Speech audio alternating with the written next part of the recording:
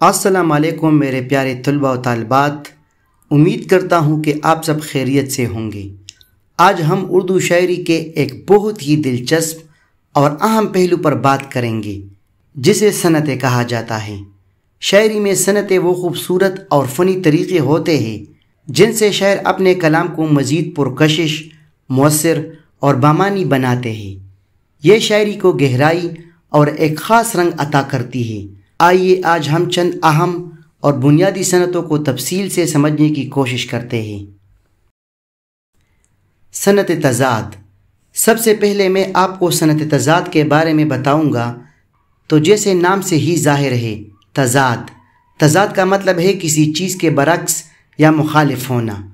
جب کوئی شاعر اپنے کلام میں دو ایسے الفاظ استعمال کرے جو ایک دوسرے کی ضد ہو یا ایک دوسرے کے بالکل مخالف معنی رکھتے ہو تو اسے صنعت تضاد کہتے ہیں۔ اس کا بنیادی مقصد کلام میں وسعت، گہرائی اور ایک نیا پہلو پیدا کرنا ہوتا ہے۔ صبح ہوتی ہے شام ہوتی ہے، عمر یوں ہی تمام ہوتی ہے۔ اس شعر میں صبح اور شام دو ایسے الفاظ ہیں جو ایک دوسرے کے متضاد ہیں۔ ایک دن کا آغاز ہے تو دوسرا دن کا اختتام۔ شاعر نے ان دو متضاد الفاظ کو ایک ساتھ استعمال کر کے وقت کی تیزی سے گزرنے اور زندگی کی فانیت کو ایک خوبصورت انداز میں بیان کیا ہے۔ صنعت تلمیح۔ اب ہم دوسری اہم صنعت کی طرف بڑھتے ہیں جو کہ صنعت تلمیح ہے۔ یہ ایک بہت ہی دلکش اور معنی خیز صنعت ہے۔ صنعت تلمیح تب ہوتی ہے جب شاعر اپنے کلام میں قرآنی آیات، حدیث نبوی یا کسی تاریخی واقعے یا کردار کی طرف ہلکا سا اشارہ کر دیتا ہے۔ یہ اشارہ اس قدر مختصر ہوتا ہے کہ وہ پوری کہانی یا پس منظر کو خود ہی بیان کر دیتا ہے، بس سننے والے یا پڑھنے والے کو اس واقعے سے واقفیت ہونی چاہیے۔ اس کی ایک عمدہ مثال یہ شعر ہے: بے خطر کود پڑا آتش نمرود میں عشق، عقل ہے محو تماشائے لبے بام ابی۔ اس شعر میں آتش نمرود کا ذکر حضرت ابراہیم علیہ السلام کے اس عظیم تاریخی واقعے کی طرف تلمیح ہے جب وہ اللہ تعالیٰ کی محبت میں نمرود کی جلائی ہوئی آگ میں کود پڑے تھے اور اللہ تعالیٰ کے حکم سے وہ آگ ان کے لیے ٹھنڈی ہو گئی تھی۔ شاعر نے صرف چند الفاظ سے ایک عظیم تاریخی اور مذہبی واقعے کی گہرائی کو قارئین کے ذہن میں تازہ کر دیا۔ صنعت تعلی۔ تیسری صنعت جس پر ہم بات کریں گے وہ ہے صنعت تعلی۔ یہ وہ صنعت ہے جہاں شاعر اپنی ہی کلام میں اپنی تعریف خود کرتا ہے، گویا وہ اپنی قابلیت، ہنر یا اپنی ذات کی برتری اور عظمت کا اظہار کرتا ہے۔ یہ کبھی مزاحیہ انداز میں بھی ہو سکتا ہے اور کبھی اپنی شان و شوکت کا بیان بھی۔ یہ ایک شاعرانہ خود ستائی کا فنکارانہ اظہار ہوتا ہے۔ اس کی مثال کے طور پر غالب کا یہ شعر دیکھیے: ہے اور بھی دنیا میں سخنور بہت اچھے، کہتے ہیں کہ غالب کا ہے انداز بیاں اور۔ اس مثال میں شاعر واضح طور پر اپنی تعریف کر رہا ہے اور خود کو دوسرے سے منفرد اور بہتر قرار دے رہا ہے۔ وہ لوگوں کے ذریعے کہلوا رہا ہے کہ شاعری میں غالب کا اسلوب سب سے نرالا ہے۔ اب ہم چوتھی صنعت یعنی صنعت تکرار کی طرف چلتے ہیں۔ تکرار کا مطلب ہوتا ہے کسی چیز کو بار بار دہرانا۔ جب کوئی شاعر اپنے کلام میں کسی ایک لفظ یا فقرے کو بار بار دہرائے تو اسے صنعت تکرار کہتے ہیں۔ اس کا مقصد عموماً کلام میں زور پیدا کرنا، کسی خاص بات کی اہمیت کو اجاگر کرنا یا کلام میں ایک خاص روانی اور آہنگ پیدا کرنا ہوتا ہے۔ اس کی ایک عمدہ مثال یہ ہے: جو پایا علم سے پایا بشر نے، فرشتوں نے بھی وہ پایا نہ پایا۔ اس شعر میں پایا کا لفظ بار بار دہرایا گیا ہے۔ یہ تکرار اس بات پر زور دے رہی ہے کہ انسان نے علم کے ذریعے جو مقام حاصل کیا ہے وہ کتنا عظیم ہے اور اسے کس طرح فوقیت حاصل ہے۔ صنعت تجنیس۔ پانچویں صنعت ہے۔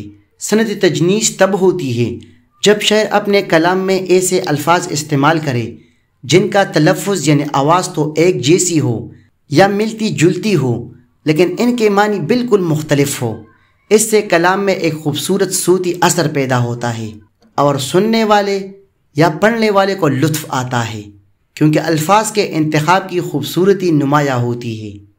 اس کی مثال پر غور کیجیے: ہے مطلب اپنے مطلب سے سبھی کو، تو کیا مطلب کہ یہ دنیا نہیں ہے؟ یہ صنعت تجنیس کی ایک عمدہ مثال ہے، کیونکہ اس میں لفظ مطلب بار بار آیا ہے۔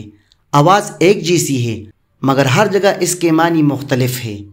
پہلے مصرعے میں ہے مطلب اپنے مطلب سے سبھی کو، یہاں پہلا مطلب یعنی غرض، فائدہ، خود غرضی کے مفہوم میں ہے، یعنی ہر شخص کو اپنی غرض، اپنا فائدہ عزیز ہے۔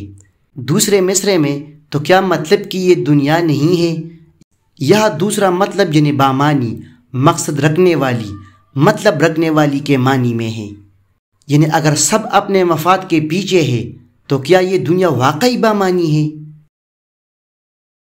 صنعت تضمین، اور آخر میں چھٹی صنعت جس پر ہم بات کریں گے وہ ہے صنعت تضمین۔ تضمین کا مطلب ہے کسی دوسرے کا شعر یا مصرع اپنے کلام میں شامل کرنا۔ جب کوئی شاعر اپنے کلام میں اپنا ایک مصرع لکھ کے اور دوسرا مصرع کسی دوسرے مشہور شاعر کا ہو تو اسے صنعت تضمین کہتے ہیں۔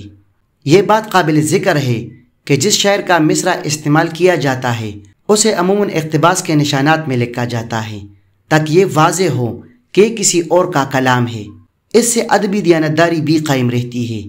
مثال کے طور پر یہ شعر دیکھیے: آج کل یہ ہے نماز، کبھی وہ تھی نماز، ایک ہی صف میں کھڑے ہو گئے محمود و ایاز۔ اس شعر میں پہلا مصرع شاعر کا اپنا ہے جبکہ دوسرا مصرع علامہ اقبال کے مشہور شعر کا ہے۔ ایک ہی صف میں کھڑے ہو گئے محمود و ایاز، نہ کوئی بندہ رہا نہ کوئی بندہ نواز سے لیا گیا ہے۔ یہ صنعت شاعر کی وسیع المطالعگی اور دیگر شعراء کے کلام سے واقفیت کا اظہار بھی ہوتی ہے۔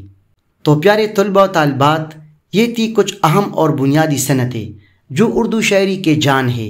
ان صنعتوں کو سمجھنا صرف امتحانی نقطہ نظر سے ہی نہیں بلکہ شاعری کو بہتر طریقے سے سمجھنے اور اس سے لطف اندوز ہونے کے لیے بھی بہت ضروری ہے۔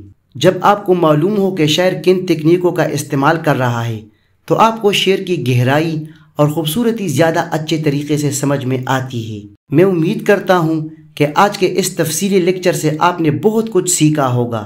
اگر آپ کا کوئی سوال ہو یا آپ کسی اور صنعت کے بارے میں مزید جاننا چاہتے ہیں تو کمنٹس میں ضرور پوچھیں، میں آپ کے سوالات کا جواب دینے کی پوری کوشش کروں گا۔ چینل کو سبسکرائب کرنا نہ بھولیں، اور اگر آپ کو یہ ویڈیو پسند آئی ہو تو اسے لائک بھی کریں۔ اگلی ویڈیو تک اجازت دیجیے۔ اللہ حافظ۔